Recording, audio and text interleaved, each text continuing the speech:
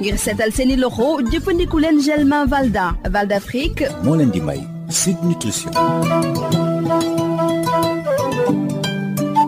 asalaamaaleykum mbokk déglukat yi docteur Bintou Cheikh Seck maa ngi lay nuyu. maa ngi lay fay Rosalie. ci occasion octobre rose bi dañuy waxtaanee lien bi am ci alimentation ak feebaru cancer du sein docteur est-ce que mën nañu wax ne dafa am ay xeetu ñam yoo xam ne mën nañ leen tuddee anti cancer. waaw dafa am ay ñam yoo xamante ne dañuy wax sax ne ay super aliment la maanaam ay ñam loo xam ne la comme lu mel ni ay ginger curcuma corossol li ñuy wax baie de goji ci internet ba ak yeneen jumtukaay dañuy gis ñu naan ñam yi ku ko lekk rek doo am cancer te loolu nag du wérul du dëgg lii ñu science wax maanaam gëstu ñu def yëpp mooy ne dëgg la ni gis nga téeméeru cancer boo jël ñaar fukki pàcc yi 20% cancer yëpp ci lekkin lay jaar maanaam lekkin bi d'une façon lekk bi moo koy dikkal nit ñi waaye nag du ay ñam individuellement moo ñu mën a protéger moo ñu mën a aar ci cancer yooyu waaye plutôt lekkin en général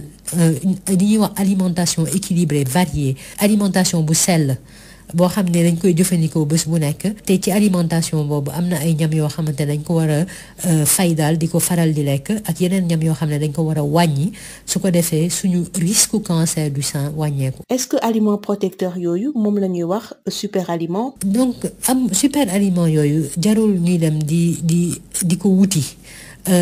ñam yi nga xamante ne moo ñu mën a aar buñ ko boolee ci suñu alimentation équilibrée daf ñuy aar ci cancer ay ñam la yoo xamante ne mën nañ ko am fu nekk marché boo dem mën nga ko fa jënd supermarché boo dem mën nga fa jënd problème bi mën a am kay mooy ñam yooyu du jot bi mooy problème bi mais xëy na liñ ciy lekk moo doyul wala duñ ko faral di lekk loolu mooy nekk problème bi. alors da ñuy limal xeetu ñam yooyu ñuy wax aliment protecteur ñu tàmbalee fruits ak légumes. waaw li nga wax noonu fruits ak légumes mooy li ñuy wax incontournable te loolu j'espère que rek suñu auditeurs yi ñuy faral di déglu kii comprendre nañu loolu maanaam nit daal mënul dund bu normal te lekkul fruits ak légumes wala lekkul lu ci doy.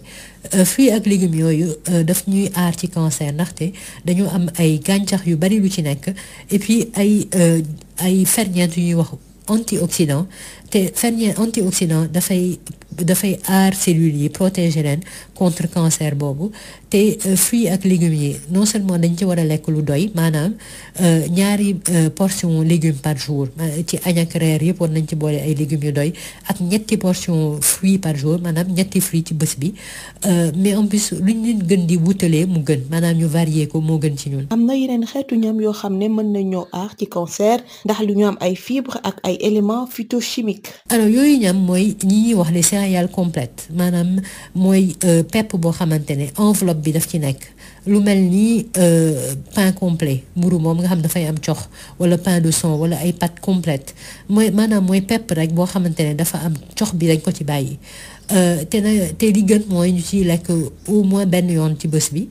et puis aussi am na li ñuy wax légumineuse buñ ko jaawal lekk légumineuse mooy lu mel ni ñebbe lentilles haricots blancs te yooyu aussi li ñu tegtal mooy ñuy faral di ci lekk 2 ba 3 yoon par semaine loolu yëpp daf ñuy dimbali ci aar ñu ci cancer. am na it ay forme graisse yoo xam ne mën nañu jàppale ñu fàggandiku ci cancer du sein yan la. loolu nag mooy gis nga am na yenn graisse yoo xamante ne daf ñuy aar ci cancer ku jël jën yu duuf yi yu mel ni sardine wala yaboy wala thon wala mulet mooy dem yooyu jën dañu am li ñuy wax oméga 3 te comme ni mu ko waxee dafay wàññi risque cancer moo tax ñuy tegtal jën yooyu ñu koy faral di ko jëfandikoo di ko lekk 2 yoon ba 3 yoon ci semaine bi. li ñuy wax noix mooy comme xeetu gerte la loolu li ñu ci tegtal mooy benn ngëb bés bu nekk loolu tam mën nañu aar.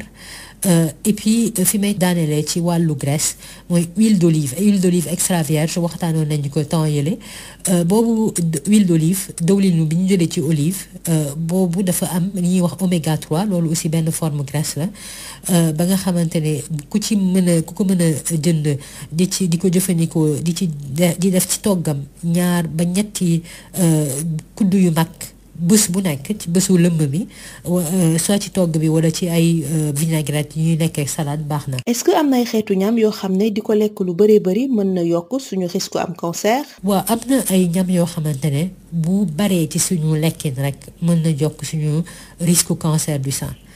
benn bi mooy yàpp bu xonk viande rouge mooy yàpp nag yàpp xar yàpp béy yàpp mbaam loolu ku ciy lekk lu ëpp libre par semaine mën na yokk risque bi.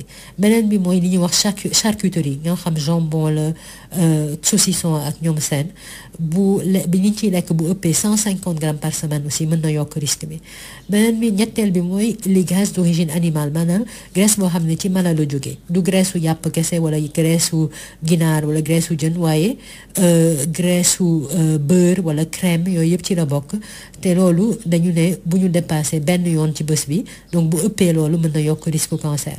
ñeenteel bi mooy suukar bi ñuy dolli ci ñam yi te du suukar rek bi ñuy def ci ay suñuy café ak suñuy ataaya ak yooyu waaye nañ xalaat aussi suukar yi nekk ci ñam yu defaree suukar comme ay beñeek ay gâteau ay glace ak yu mel noonu dañu ne boo ciy lekk nit ki bu ciy lekk lu ëpp juróomi bekk ci bés bi par jour loolu day yokk ay risque cancer am bi mujj nag mooy sàngara moom day yokk risque cancer ak yeneen feebar aussi bu ëppee benn kaas wala ñaari kaas ci bés bi.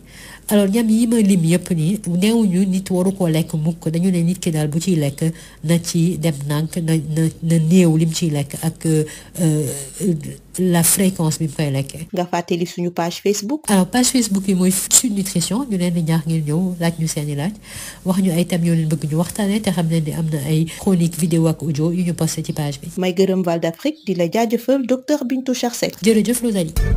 ngir seetal seeni loxo jëfandiku leen gel main Valda Val d'Afrique. moo leen doon may Sud Nutrition.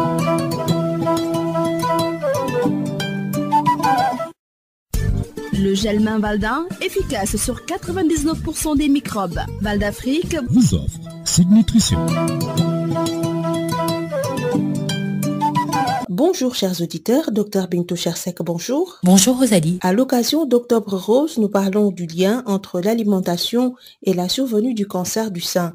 Docteur, est-ce qu'on peut dire qu'il existe des aliments anti-cancer? Eh bien, certains aliments, comme le gingembre, le curcuma, le corosol, les baies de goji, etc., sont décrits comme des super aliments qui peuvent à eux seuls prévenir le cancer. Cette notion est complètement fausse. Ce qui est vrai scientifiquement, c'est que 20% des cancers sont certes imputables à des facteurs alimentaires, mais qu'il y a une forme d'alimentation qui réduit le risque d'avoir un cancer du sein.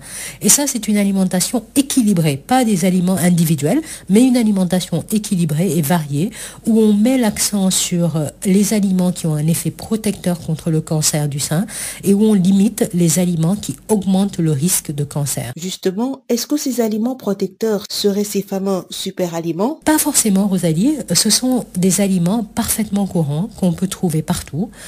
Le problème qui se pose, c'est quand on n'en consomme pas assez ou pas assez souvent. Alors, vous allez nous citer ces aliments protecteurs et on commence par les incontournables fruits et légumes. Incontournable, c'est le mot. J'espère que depuis le temps qu'on en parle de ces fruits et de ces légumes, que nos fidèles auditeurs l'ont compris.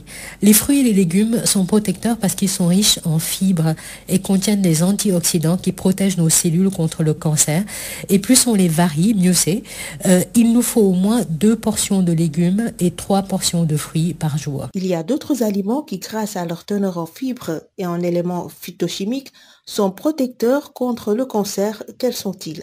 Ce sont les céréales complètes et les dérivés, donc du riz, du mil, du blé, etc. Par exemple, le pain complet, le pain de son, les pâtes complètes. L'idéal est d'en manger au moins 1 portion par jour.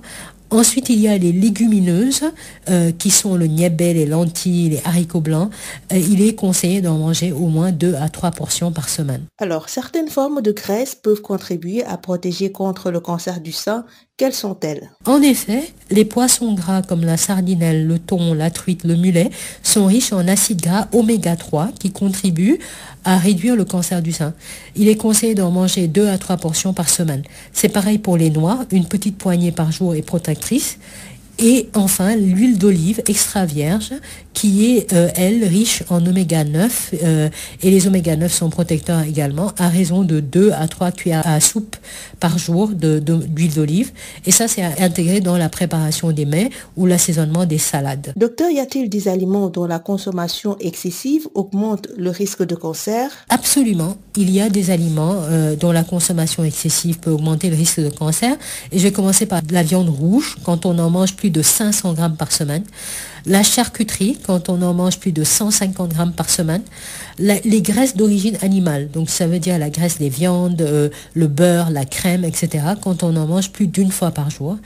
Ensuite, le fameux sucre ajouté, là aussi ça revient souvent. Ça, c'est quand la consommation dépasse régulièrement les 5 morceaux par jour.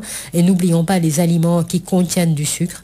Et enfin, les boissons alcoolisées, quand la consommation est de plus d'1 à 2 verres par jour. Et là aussi, il n'est pas question d'éliminer ces aliments, mais plutôt de les consommer avec modération. La page Facebook? Alors, la page Facebook, c'est Sud Nutrition. Nous vous invitons à venir nous poser des questions, nous suggérer des thèmes. Et sachez qu'il y a des chroniques vidéo et audio qui sont postées sur la page. Merci à Val d'Afrique et à vous, Dr Bintou Chersek. Je vous remercie, Rosalie. Le gel main Valda, efficace sur 99% des microbes. Val d'Afrique vous a offert Sud Nutrition.